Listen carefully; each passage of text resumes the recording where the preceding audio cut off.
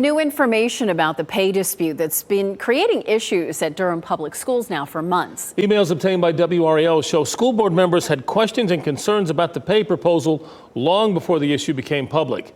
WRAL Investigates Sarah Kruger shares the findings of those emails. I got these emails, 400 pages of them, through a public records request. This is all a very muddy situation. These help provide some clarity.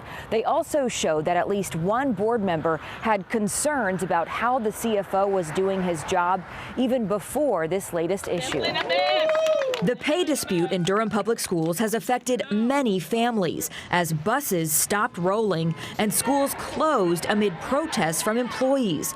The public outcry began in January when the school system informed more than 1,000 DPS employees their pay would be cut, citing a math error that school officials say meant the employees were getting paid more of a raise than the district could actually afford.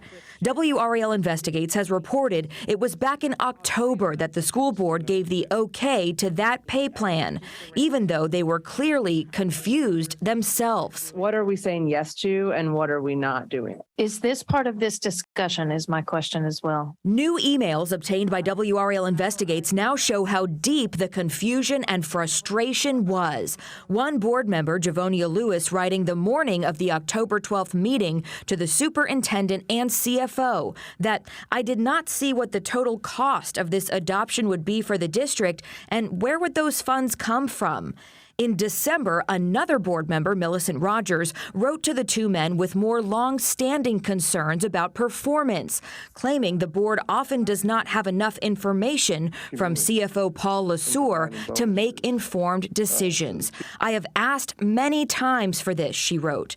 To be clear, if there were desired changes to any of the financial documents, the board isn't being offered enough time to review and offer feedback.